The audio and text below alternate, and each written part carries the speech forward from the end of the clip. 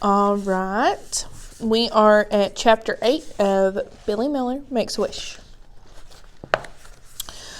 Well, I'm glad that's over, said Mama. I hope nothing else exciting happens. Me too, said Billy. Exciting. There was that word from his birthday wish again. No more excitement, thought Billy. Please. Mama, Billy, and Sal were driving to the grocery store. Will the Batman come back? Asked Sal. Oh, well, I hope not, said Mama. I hope he won't have to. Mama had called a man named Nate to come and check the house for bats. He arrived in a silver truck that said Batman in big letters on the door. Under that, it said Bat Control and Removal. Billy liked Nate because Nate liked bats. Bats are awesome, said Nate. Nate walked through the basement and all around the outside of the house. Then he got a ladder from his truck and went up on the roof to inspect it and the chimney to see if there were any places a bat could have entered the house. Everything seems good and tight, yelled Nate, so far. While Nate was on the roof, Mama called Papa. She told him about the bat. Billy could hear Mama's voice change. It got louder and happier as the conversation went on. Really? She said. That's good. Oh, good. I'll tell the Batman. Both Billy and Sal wanted to talk to Papa, but Mama leaned away from them and shook her head. You can talk to him tonight, she whispered. What did Papa say? Asked Billy when Mama hung up. What's good? Well, said Mama, Papa told me that last night he propped the back door open while he was getting some things out of the basement for his trip. He said the door was open for about 15 minutes. He'd think the bat must have flown in then and couldn't get out after Papa closed the door when he was done. Mama smiled. It makes sense to me. She said, I'll tell Nate. It made sense to Nate, too. Everything seems fine on the roof. No gaps, no irregularities, no problems. I have a feeling that you had one lost, lonely little bat. End of story. I hope it is the end of the story, thought Billy as he pulled into the grocery store parking lot. He decided that as much as he liked bats, he now preferred them outside. Sal loved going to the grocery store because she liked to bring the Drip Sisters to the produce section and play with them under the misters that kept the lettuce and the other vegetables fresh. It's raining on the Drip Sisters, she'd say delightedly. The girls love rain because they're drips. As she walked across the parking lot to the store entrance, Mama asked a favor of Billy. Honey, would you mind taking Sal to the rain? I'll hurry through and get what we need. I'm a little tired. If you help me by doing this, we can get home faster. Sure, said Billy. He rarely thought of Mama as being tired during the day. The thought circled like a bat, but he didn't dwell on it. The air was humid and thick with the scent of oranges and what Billy called the grocery store smell. I hope it's raining a lot, Sal said eagerly.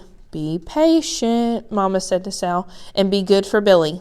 Mama raised her eyebrows and smiled at Billy. And you be patient, too, she said in a quiet voice. Inside, Mama grabbed a cart, rushed off. Billy grabbed Sal's hand and headed for the produce section. The misters turned off just as Billy and Sal approached a long wall lined with lettuce, cabbage, celery, parsley, broccoli, and several things Billy wasn't very familiar with. Chard, fennel, kale, kohlrabi. The rain turned off, Sal said, obviously disappointed. It'll come back, said Billy. Remember, be patient. While she was waiting, Sal lined up the 5 Drip Sisters on the flat metal edging that bordered the vegetable bins. We're ready, said Sal. Hurry up, Rain. Need help? Asked a man who worked at the store. He seemed old to Billy, at least 30. He was wearing a long green apron and green baseball cap tipped sideways. We're waiting for the rain, said Sal. Billy could feel his cheeks redden. My sister likes to watch it when the water sprays down on the vegetables, Billy explained. She calls it rain. Oh, said the man. Cute. He shrugged. Well, these things go off and on all day. You wait long enough and they'll start up. He shrugged again and walked away.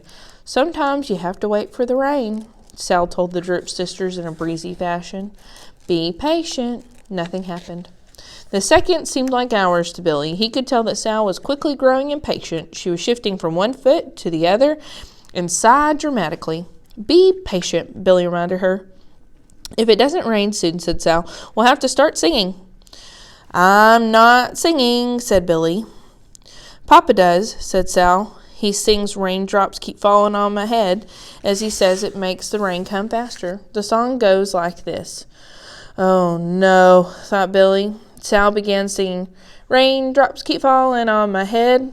As if the magic, the misters turned on. First there was a clicking sound, then a wheezing sound, and then the soft whispering slushing of the misters going full force. "Rain," said Sal. "Now you can make them dance." She picked up 2 of the Drip sisters and moved them through the mist. "Help me, Billy." You have to give each one a turn before the rain shuts off. Billy did not want to do this, but he also did not want the misters to turn off before each Drip sister had had a turn. He grabbed one and jerkingly raised and lowered it. "More gentle," said Sal. "They're dancing, not jumping."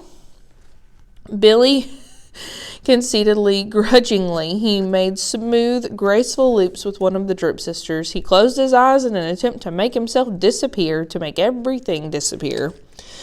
"Hello, Billy," said a oddly familiar voice. "How nice to see you." Billy turned around. Oh, no, he thought. It was Miss Silver, Billy's second-grade teacher. She was pushing a stroller with one hand and holding a basket of groceries with the other. Bananas and oranges were in the basket. A sleeping baby was in the stroller. Billy froze. He let up a nearly silent, strangled groan, and he was standing in front of his former teacher holding a cute little well eraser in midair. Miss Silver must have seen him dancing it around. He lowered his arm and tried to hide the Drip sister. He looked at her helplessly and then looked away. His mind was swirling with horrible thoughts. "I'm such a baby. I'm a complete and total idiot."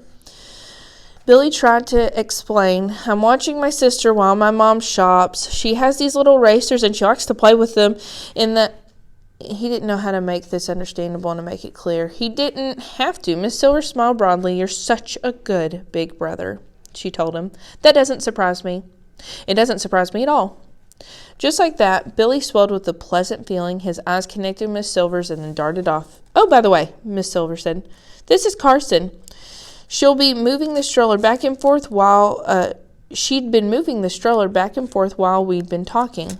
If I stop, he'll wake up." "Nice," said Billy. Carson looked like an ordinary baby. Kind of big.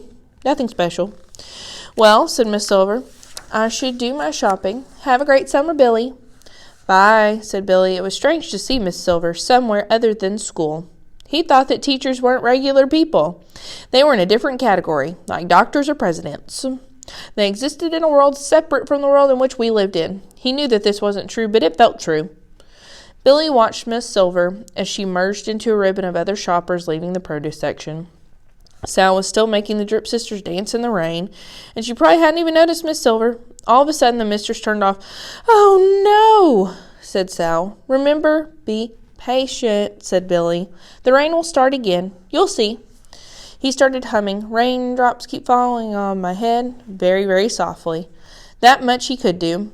He stared at the lettuce while he waited. Droplets of water covered the leaves like diamonds or beads of mercury.